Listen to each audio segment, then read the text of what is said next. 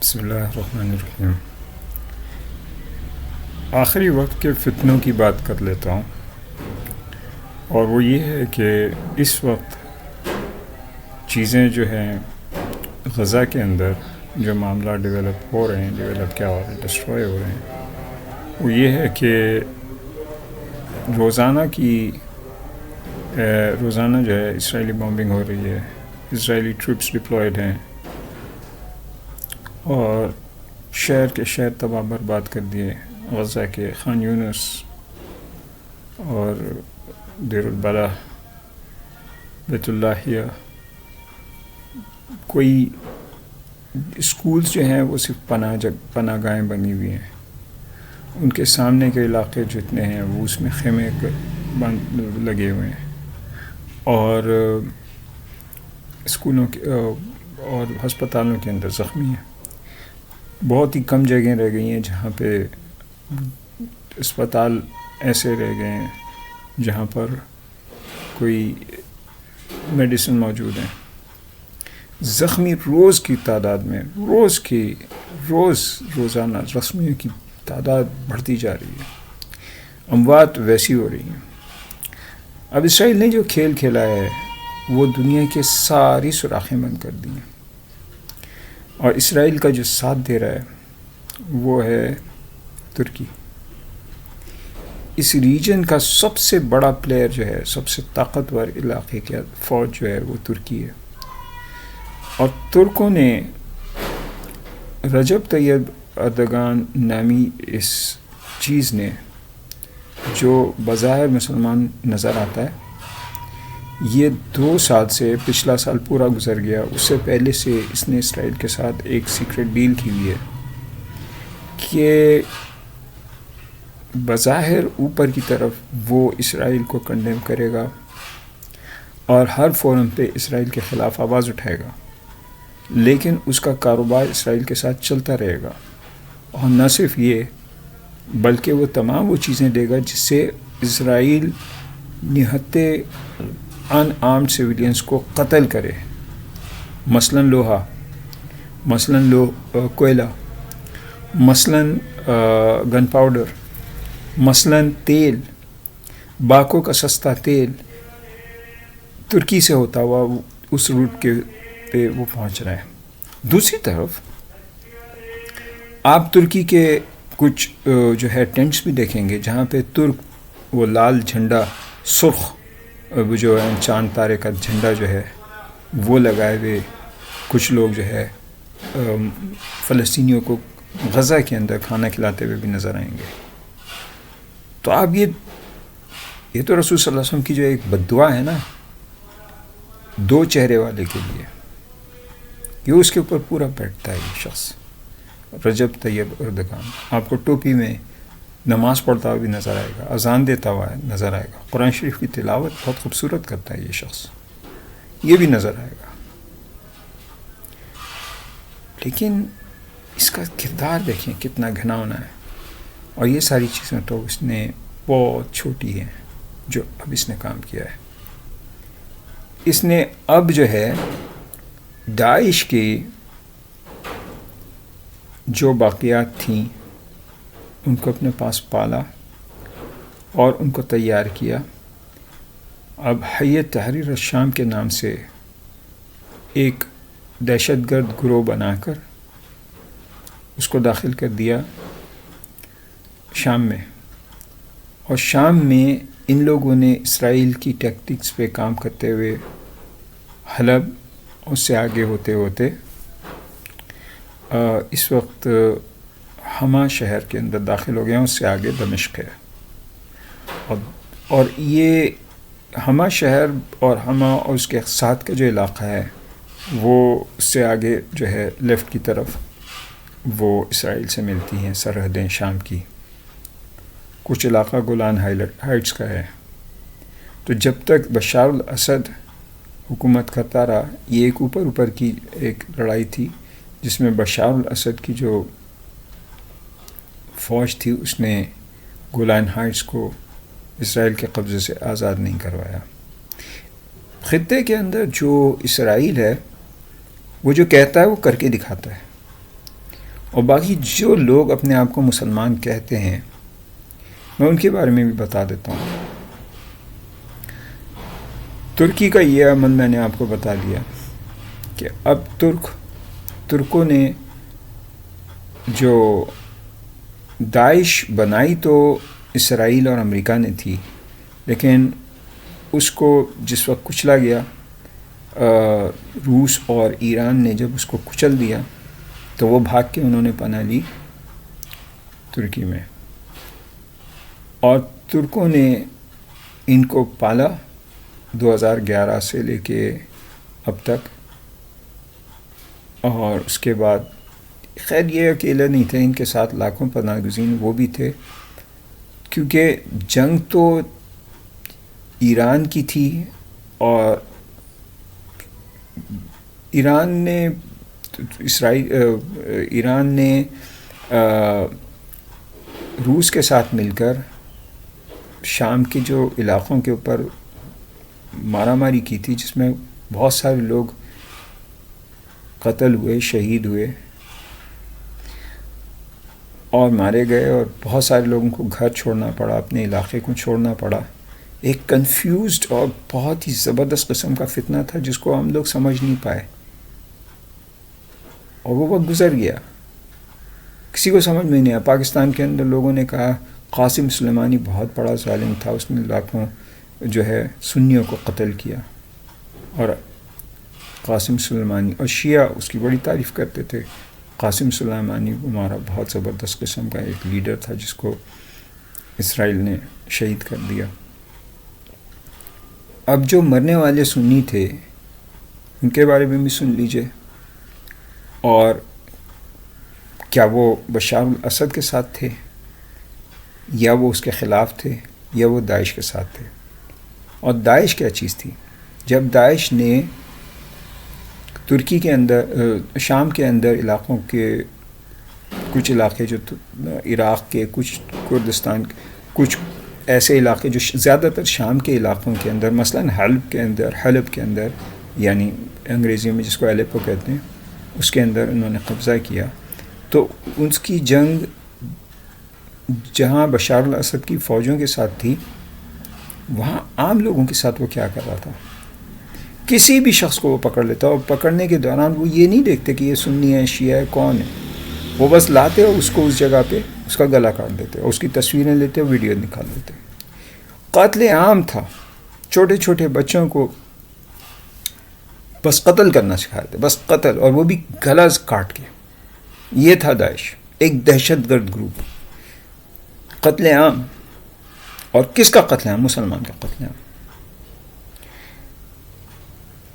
اس کو مارنے کے لیے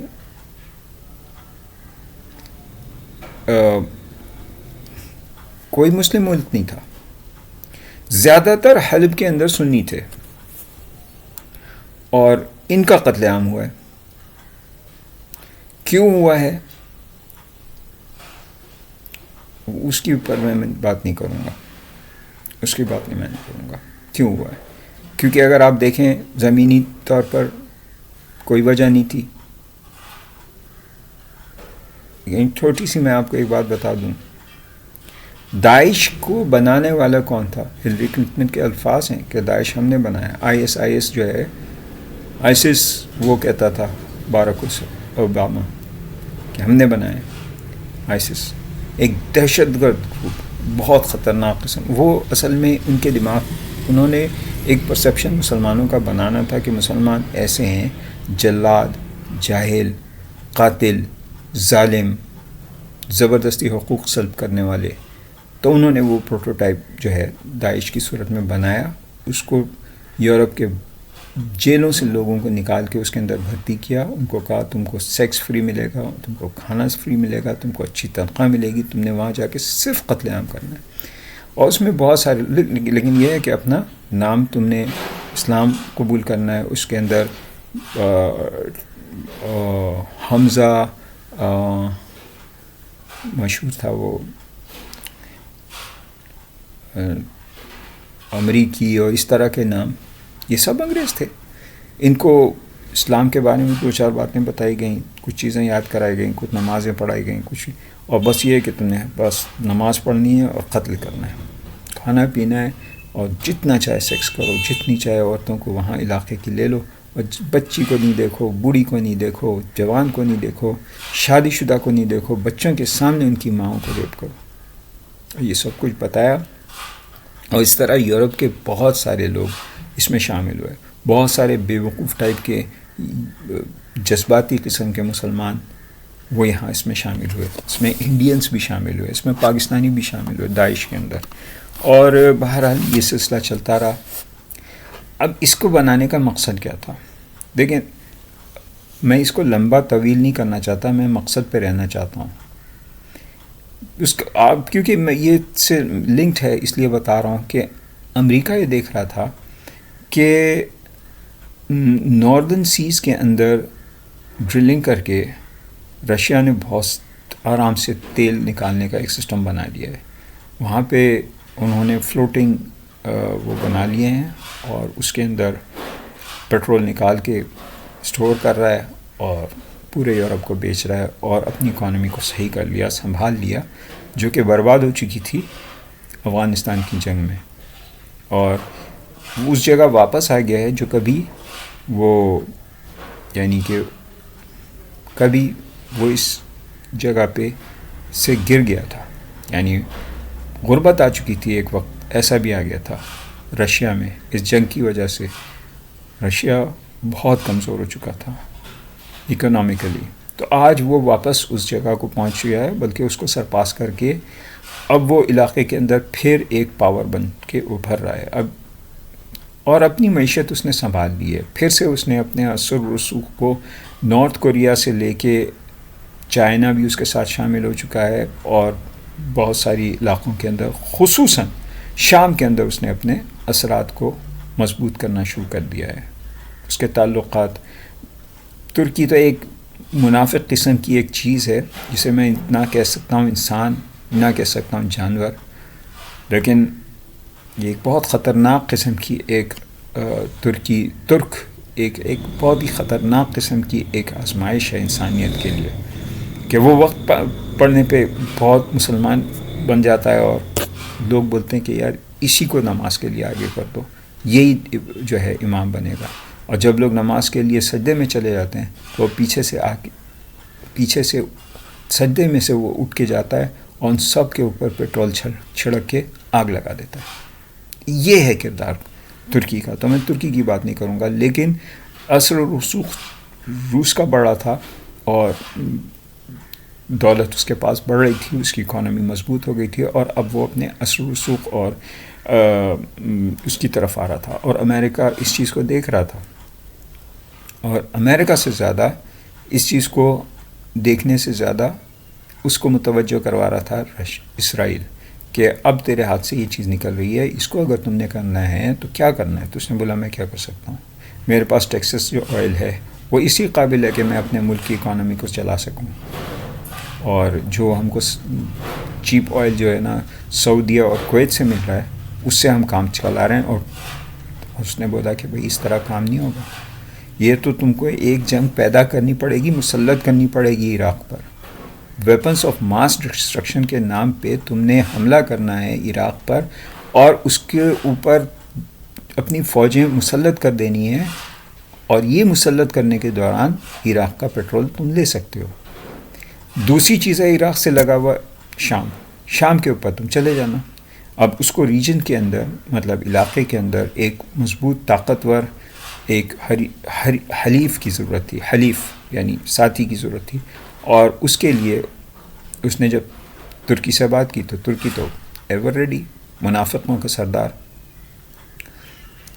کہ ہمارا حصہ کیا ہوگا؟ تمہارا حصہ یہ ہوگا کہ تم اس میں شامل ہوگے۔ تو بولا ہم ہمیشہ ایسے نظر آنا چاہتے ہیں کہ ہم ہمیشہ ہیرو ہیں، ہم مرد کامل ہیں، ہم لوگوں کی خدمت کرتے ہیں، اس میں ہمارا حصہ ہونا چاہیے، لیکن ہم اچھے بھی نظر آنا چاہتے ہیں۔ ہاں تو وہ بھی ہوگا، بالکل ہوگا، تو پلاننگ تم کرو گے، پیسہ تم کو ملے گا۔ تو جب عراق کے اوپر قبضہ کیا اور شام کے اوپر قبضہ کیا. تو شام کے ان علاقوں کے اوپر جب امریکہ نے قبضہ کیا جہاں پہ تیل کے کنویں ہیں، سب سے پہلے تو عراق، تو وہاں سے جو پائپ لائن نکالی گئی اس کی آؤٹ لیٹ ترکی تک لے جائے گی، اور ترکی وہ تیل جو ہے وہاں سے پھر اس نے امریکہ کا تیل وہاں پائپ لائن کا ٹیپ ہوا، نل وہاں بنا، اور وہاں سے اس نے بیچنا شروع کیا. اس نے بہت پیسہ ترکی نے اپنی معیشت میں ڈالا اور اپنے آپ کو. اور اس کے بعد جب شام کی جنگ مسلط ہوئی اور اس کے اندر جب داعش آ گئی، تو داعش نے تو یہ نہیں دیکھا کہ کس کو وہ مار رہا ہے، اس نے سیدھا قتل عام شروع کر دیا. جب داعش نے قتل عام شروع کیا تو اس قتل عام کے نتیجے کے اندر بہت سارے لوگ بے گھر ہوئے، اور ان میں سے 14 لاکھ کے قریب ان کو ترکی نے پناہ دی. اور پھر یہ بھی کہا کہ بھائی میں اکیلا تو نہیں دوں گا پناہ، میری اکانومی کے اوپر بوجھ آئے گا. یورپ کے بہت سارے ملکوں نے اس قسم کی جو اس کے اوپر آواز بھی اٹھائی، حالانکہ یورپ بھی جانتا تھا یہ سب کھیل کیا ہو رہا ہے، اور اپنے اپنے ملکوں میں پناہ دینے کی کوشش کی. برطانیہ میں بھی وہ کیا کہتے ہیں شام کی جنگ سے متعلق 2011 میں جو قتل عام کی بات ہوئی تھی تو پناہ دینے کی بات ہوئی، اور لوگوں نے پناہ لی بھی. میں نے کہا کوئی مسئلہ نہیں ہے، ہم دے دیں گے. اور چنانچہ بہت سارے شامی مسلمان جو ہے سنی مسلمان، انہوں نے پناہ وہاں پہ لی. شیعہ بہت حد تک اس طرف چلے گئے دمشق کی طرف، اور بشار الاسد نے ان کو پروٹیکشن دی.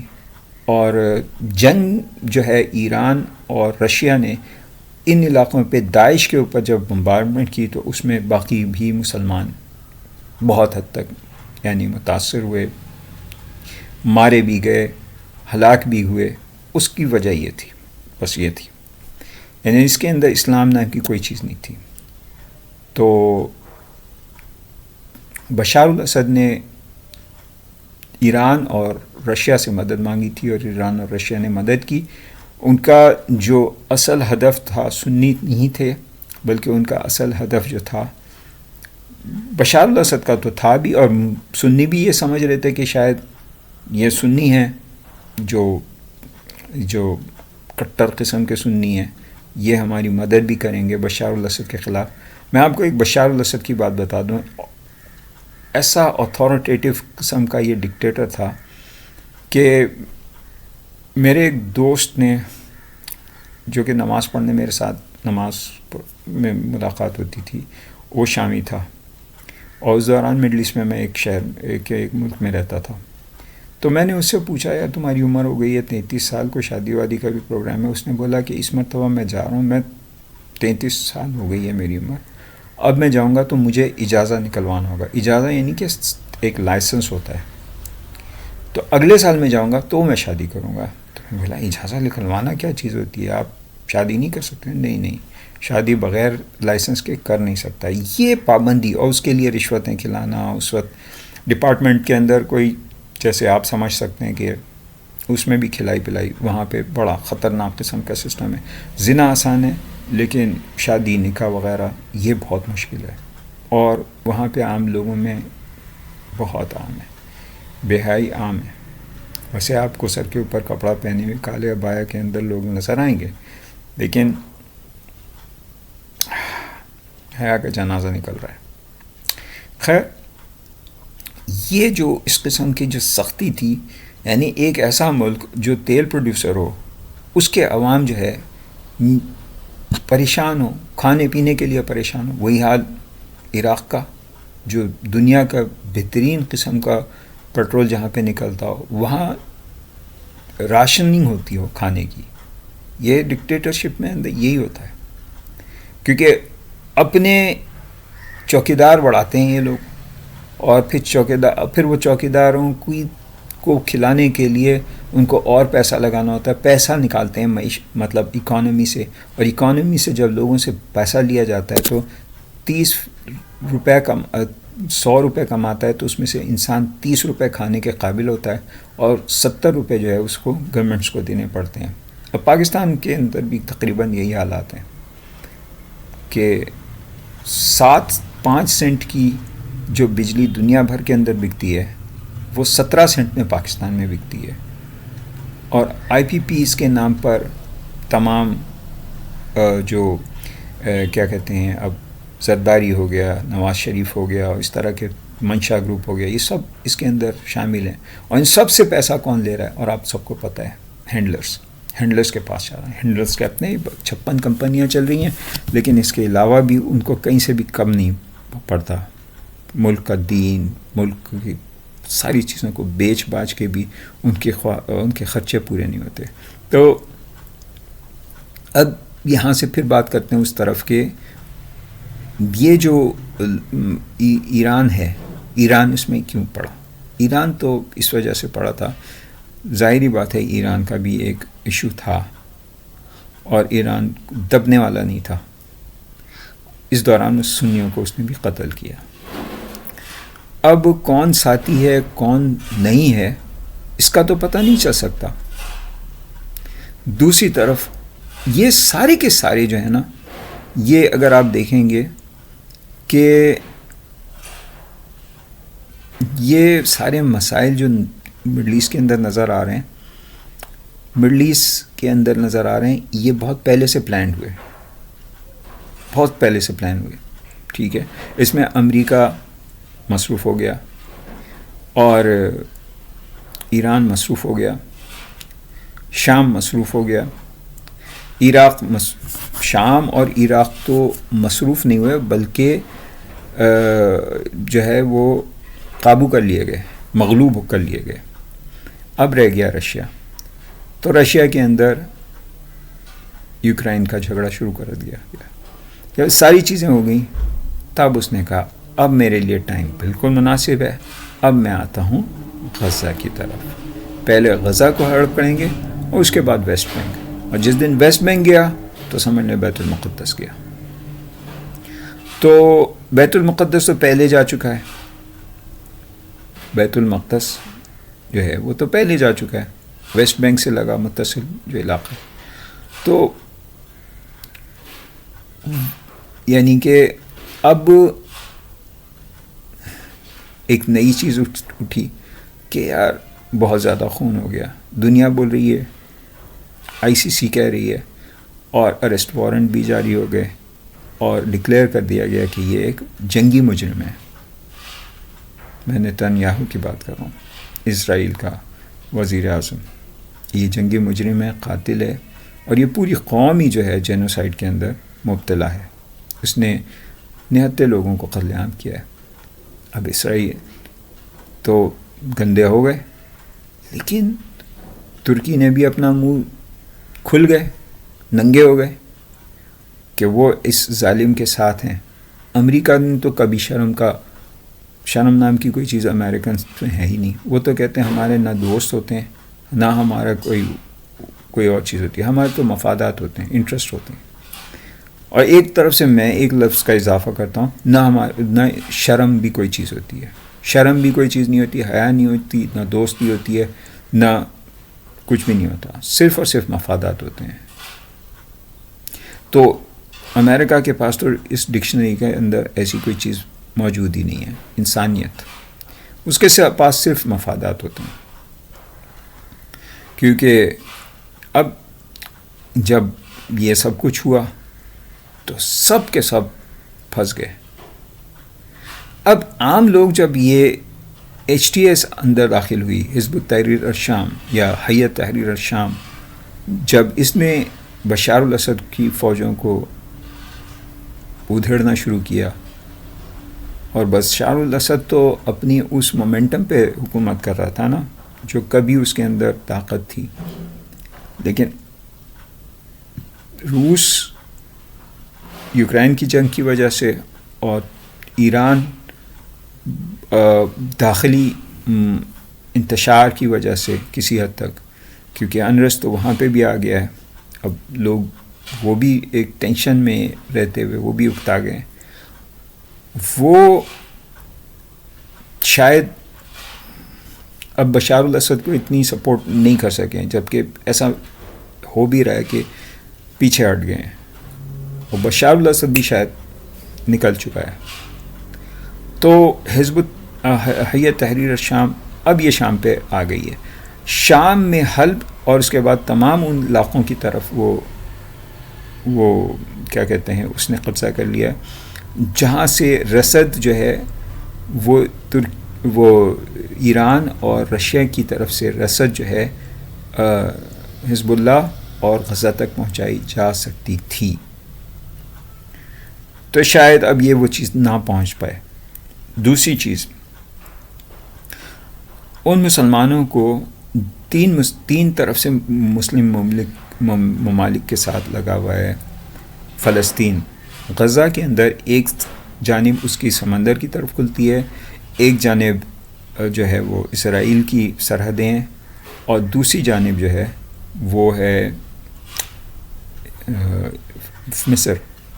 اب مصر کے لوگوں کی میں آپ کو بات بتا رہا ہوں کہ دنیا بھر سے جو کچھ ڈونیشنز اور یہ سب کچھ پہنچ رہا ہے مصر میں، تو مصر کی افواج کیا کر رہی ہیں جو وہاں چوکیدار لگے ہوئے ہیں، وہ بڑی بڑی رشوت طلب کرتے ہیں اس پانی کی بوتل کو پہنچائیں اندر کرنے کے لیے، بہت بڑی بڑی رشوتیں. تو پاکستانی جو کچھ لوگ وہاں ہیں جو اس چیز کو کنٹینیو کر رہے ہیں سپلائی کو، تو وہ کہتے ہیں کہ یار پیسے میں سے روپے میں سے 90% جو ہے نا وہ تو ان کو رشوتیں کھلانے میں چلا جاتا ہے. دوسری طرف بالکل یہی شکل جو ہے اردن کے ساتھ ہے،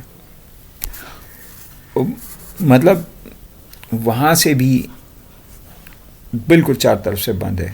تو ویسٹ بینک کے جو مسلمان ہیں فلسطینی، ان کے ساتھ بھی یہی کچھ معاملہ ہے.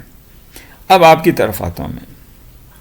تو بھائی یہ سمجھ لیں اچھی طرح سے، 5 وقت کی نماز کا اگر آپ کہیں گے نا کہ یہ بچا لے گی، تو آپ سی سی کو دیکھ لیں، جو صدر ہے فوجی ہے، اور مصر کا اس وقت صدر وہی ہے، اس کا نام ہے سی سی. اس کی نماز کا گٹھا آپ دیکھ لیں، سنی مسلمان ہے. اور بالکل اسی طرح سے اس کا ایک میں نے سنا تھا، اس نے کہا کہ میں خدا کو کیا جواب دوں گا، مجھے بھی خدا کا ڈر ہے. تم یہ سمجھتے ہو کہ میرا قصور ہے؟ میرا کوئی قصور نہیں ہے بھائی. اس نے اپنی فوجوں کو اس طرح سے بند کیا ہوا ہے کہ کسی کی مجال نہیں ہے کہ وہ یہ مصریوں میں سے کوئی بھی جو ہے نا اپنی فوج کے خلاف اٹھ سکے. آج پاکستان بھی اس ساری چیز سے مختلف نہیں ہے، اور اس کی وجہ یہ ہے کہ عام لوگوں کو جب موقع دیا گیا تو لوگوں نے کیا کیا، مصریوں نے رشوتیں طلب کی ان لوگوں کو پانی کا گھونٹ دینے کے لیے. جب نہیں ملے تو انہوں نے ڈینائی کر دیا. تو اصل میں یہ بتانا مقصود ہے کہ بھائی لوگ برے ہوں تو حکمران برے ہوتے ہیں، جب لوگ شریف ہوں تو لوگ حکمران اچھے ہوتے ہیں. اب یہ تو میں دیکھ رہا ہوں کہ جس ملک کے اوپر سعودی عرب نے 10 سال تک بمباری کی، وہاں قحط اور غربت افلاس 4 طرف پھیلا دی. یعنی روزانہ جس نے بمباری کی ہو، جس طرح آج اسرائیل بمباری کر رہا ہے غزہ پہ، اس طرح کی روزانہ بمباری 10 سال تک کی ہے سعودی عرب نے. اور اس میں آپ کے پاکستان کے جو راحیل شریف ہے نا، راحیل شریف، یہ بھی ان کی آشیرواد شامل ہے. تو یہ اس فوج کے نگران ہیں نا جو ان آپریشنز کو اوورسی کر رہی ہے. انہوں نے قتل عام اور اس قتل عام سے بچنے والی جو اٹھنے والی قوم ہے وہ ہے یمن. تو یمنی لگے ہوئے ہیں غزہ والوں کی مدد میں، اور انہوں نے جو باب المندب کا راستہ بند کر دیا ہے ان کفار پہ، کہ اب یہاں سے تو رسد نہیں پہنچ سکتی اسرائیل. اور ایک نہتی قوم ہے، بہت ہی اس کے پاس بہت ہی وہ اسلحہ ہے جو ایران سے اس تک پہنچ جاتا ہے کسی طرح سے. تو M1 اور M5 وہ 2 سڑکیں ہیں جس کے اوپر اب حیات تحریر الشام نے قبضہ کر لیا ہے.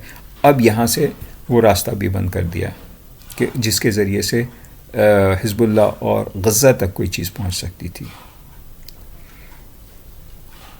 جب سارے راستے بند ہو جاتے ہیں تو پھر مولا کریم کی طرف انسان کی نظر جاتی ہے اور اللہ سے ہم دعا کرتے ہیں پروردگار غزہ کے مسلمانوں کی دستگیری فرمائے. اور ویسے ہی لگتا ہے کہ شاید یعنی ظلم اور بربریت کفر سب چھا گیا ہے. اللہ تعالیٰ اپنا معجزہ دکھا دیں اور کوئی مدد بھیج دیں. لیکن جس وقت وہ مدد آئے گی، میں آپ کو بتا رہا ہوں، آج میں ایک چیز کو دیکھ رہا ہوں، بہت سارے لوگ جو کہ اپنی نیٹ سرفرز جو ہے وہ یہ کہہ رہے ہیں کہ حزب حیہ تحریر الشام جو ہے مجاہدین ہے. بہت سارے لوگ ان کو گالیاں دے رہے ہیں. کسی کو کچھ نہیں پتہ حالات کیا ہیں. اسی کو کہتے ہیں فتنہ. یہی ہوا تھا نا، جب فتنہ ہوا تو کچھ صحابہ تھے جو پائے گئے تھے حضرت عثمان کو قتل کرنے والے کمرے میں. اس وقت کچھ نہیں پتہ چلتا کہ کون حق پہ ہے کون حق پہ نہیں ہے. ایک بات اڑا دی گئی کہ عثمان رضی اللہ تعالیٰ عنہ نے مصر سے آئے ہوئے وفد کے لوگوں کے ساتھ میں کچھ لوگوں کو بھیجا ہے کہ مصر میں ان سے پہلے پہنچ جانا اور بتا دینا کہ یہ لوگ جو آئے ہیں تمہاری شکایت کرنے آئے ہیں مصر کے گورنر کو، اور ان کو پکڑ کے قتل کر دینا. اور پھر وہ دکھا دیے گئے، وہ پکڑوا دیے گئے. یہ سارے فتنے ہیں اور یہ شیطانی فتنے ہیں. اسرائیل اس وقت شیطانیت کے اس دروازے کے اندر موجود شیطان کی وہ والی پوجا کر رہا ہے، اور وہ یعنی اشلوک پڑھ رہا ہے کہ شیطان بہت اس کی سپورٹ کر رہا ہے. اس کو وہ سارے گر سکھا رہا ہے کہ جس طرح سے یعنی کہ، لیکن یہ وہ حالت ہے کہ جس کے اندر عام انسان کا ایمان ٹیسٹ کیا جائے گا، اور اسی کو فتنہ کہتے ہیں. اب میں یہ کہوں گا کہ اس سے بچنے کی جو ترتیب ہے وہ یہ ہے کہ منافقت انسان چھوڑ دے. کیونکہ جب روح نکالی جائے گی نا، طیب بردگان کی روح ہو یا میری روح ہو، اس وقت امریکہ نہیں میرے پاس آنے والا ہے. اس وقت میرے کوئی دوست یار میری حماقت بھی میرے کام نہیں آئے گی، اور میرا کوئی عذر پیش نہیں ہوگا اور ایکسیپٹ نہیں کیا جائے گا. آج بچنے کا طریقہ یہ ہے کہ انسان اپنے عمل کو دیکھ لے اور جھوٹ بولنا بند کر دے. کہ رسول صلی اللہ علیہ وسلم نے فرمایا مسلمان بزدل ہو سکتا ہے، کنجوس ہو سکتا ہے، کچھ بھی عیب ہو سکتا ہے، اس میں جھوٹا نہیں ہوتا. لیکن ہمارے معاشرے کو جو میں دیکھتا ہوں تو اس میں، اور عربوں میں بھی بہت کامن ہو چکا ہے. کویت میں جب تک میرا قیام تھا اس دوران میں ایک چیز جانتا تھا کہ وہ کہتے تھے کہ یہ کام تمہارا کویتی کروا دے گا. تو دوسرے بولتے تھا کویتی کے پاس میں گیا تھا لیکن کویتی نے بولا انشاءاللہ تعال باچر، انشاءاللہ تعال باچر، یمکن وہ ہو جائے گا.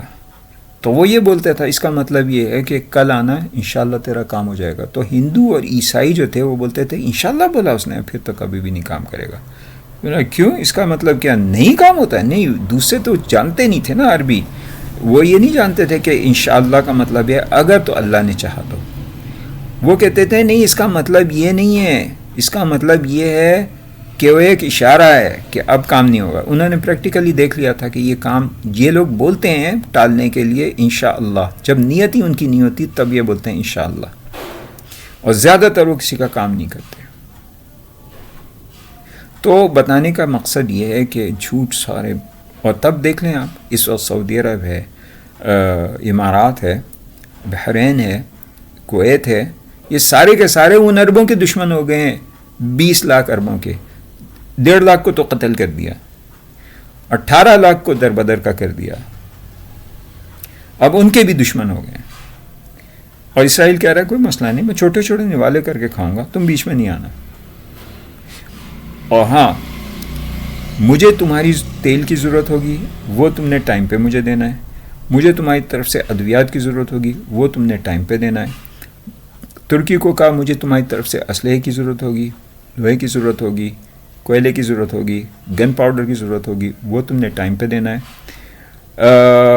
ایمریٹس کو کہا مجھے تمہاری طرف سے ساری یعنی فریش دودھ، مکھن، ڈیری پروڈکٹس، گوشت وغیرہ ان سب کی چیزوں کی ضرورت ہوگی. سعودی عرب نے کہا اس کا ذمہ میں لیتا ہوں، بے فکر رہو، میں تم کو یہ سپلائی کر دوں گا.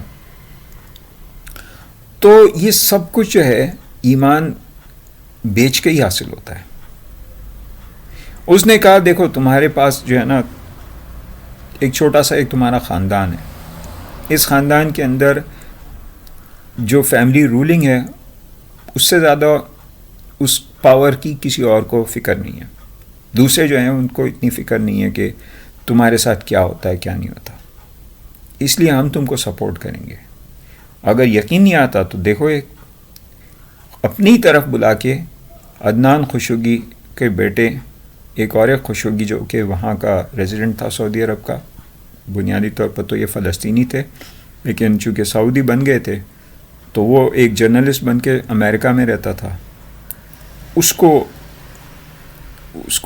اتنا کیا کہ آزادی کے نام پہ، جیسے یہاں پاکستان کے اندر لبرلز جو ہے اسلام کے خلاف لکھتے ہیں یا پولیٹیکل لیڈرز کے یا پولیٹیکل اینٹیٹیز کے یا کسی کے بھی بارے میں لکھتے ہیں اور ان کو بلیک میل کرتے ہیں، تو اس طرح سے یہ محمد بن سلمان کے چیزوں کے بارے میں وہ تنقید کرتا تھا، کرٹیکل تھا. اور وہ ترکی میں گیا ہوا تھا اور ترکی میں محمد بن سلمان نے اپنی انٹیلیجنس کو بھیج کے اس کو نہ صرف قتل کروایا بلکہ اس کے ٹکڑے ٹکڑے کروا دیے. خشوگی اس طرح سے مارا گیا. امریکہ نے اس کے اوپر یعنی پلاننگ تو ساری امریکہ کے اندر ہوئی. امریکہ نے اس معاملے کو اٹھایا، اس نے کہا بھئی ہم اس معاملے کو تو نہیں دبا سکتے، ہمارے پاس پبلک اوپینین بہت اہمیت رکھتا ہے، ہمارے تعلقات تمہارے ساتھ اس طرح سے نہیں چل سکتے کہ تم ایک ڈکٹیٹوریل قسم کے ایکشنز کرو اور ہم سے جو کہ ایک ٹوٹل ڈیموکریٹک قسم کی سوسائٹی ہے اس سے ہم سپورٹ ایکسپیکٹ کرو تو ہم نہیں دیں گے. اسرائیل بیچ میں آ گیا سالس بن کے، اس نے بولا سارے کام تیرے رکیں گے نہیں، بے فکر ہو جا. اس نے بولا میں نے تمہارے کو سجدہ کر دیا، ختم بات. اس نے بولا اب تم نے کرنا یہ ہے کہ تم نے ایک طرف سے ہو کے بیٹھ جانا ہے، ہم جو بولتے رہیں وہ کرتے رہنا ہے، پوری سپلائی لائن جاری رکھنی ہے، تیل، پیٹرول، پانی، کھانا پینا سارے کا سارا تمہاری طرف سے آئے گا. M1 اور M15 کی سڑک استعمال ہوگی اور پیچھے سے یہ راستے سے وہاں تک پہنچے گی، اس کے اوپر کوئی روک نہیں سکتا. شام نے بھی کچھ نہیں کیا سب. اب یہ میں بتا رہا ہوں ایک ایسا زبردست قسم کا فتنہ اٹھے گا جس میں آپ اور میرے جیسے لوگ جو ہے مبتلا ہو جائیں گے. اللہ کی اگر مدد نہیں ہوئی تو ہم میں سے کسی کو کچھ نہیں پتہ چلے گا کہ حق کون ہے اور ناحق کون ہے. جس طرح خوارج نے اس زمانے میں حضرت عثمان رضی اللہ تعالیٰ عنہ کو شہید کیا اور وہ یہ سمجھتے رہتے کہ ہم حق پر ہیں، اسی کو فتنہ کہتے ہیں. حضرت علی کو قتل کرنے والا عبد الرحمن ملجم وہ بھی خوارج میں سے تھا. یہ وہی گروپ تھا جنہوں نے طے کیا تھا کہ یہ چاروں کو شہید کر دیں گے. اس میں ابو لولو فیروز جس نے حضرت عمر رضی اللہ تعالیٰ عنہ کو شہید کیا. تو یہ فتنے ہیں اور فتنے کا انجام یہ ہوتا ہے کہ آدمی جب مرتا ہے تو اس کو نہیں پتہ ہوتا ہے وہ حق پہ تھا یا نہیں تھا. اس لیے اللہ سے خود پناہ مانگیں، گناہوں سے بچیں اور سورہ کہف کا انتظام کریں ہر جمعہ کو، کہ اللہ تعالیٰ کی طرف سے ایک وعدہ ہے کہ یہ پڑھنے والے کو اللہ تعالیٰ اس فتنے سے محفوظ رکھیں گے. آخر میں یہ وہ دعا ہے جو رسول صلی اللہ علیہ وسلم نے سکھائی ہے جس سے فتنے سے بچا جا سکتا ہے. وہ دعا ہے اللہم صلی علی محمد نبی المی وعلی آلہ وسلم تسلیما. بسم اللہ الرحمن الرحیم. ربنا آتنا فی الدنیا حسنۃ وفی الآخرۃ حسنۃ وقنا عذاب النار وقنا عذاب القبر وقنا عذاب الحشر وقنا عذاب فتنة المسیح الدجال. اگر اس میں کمی بیشی اللہ مجھے معاف کرے. السلام علیکم.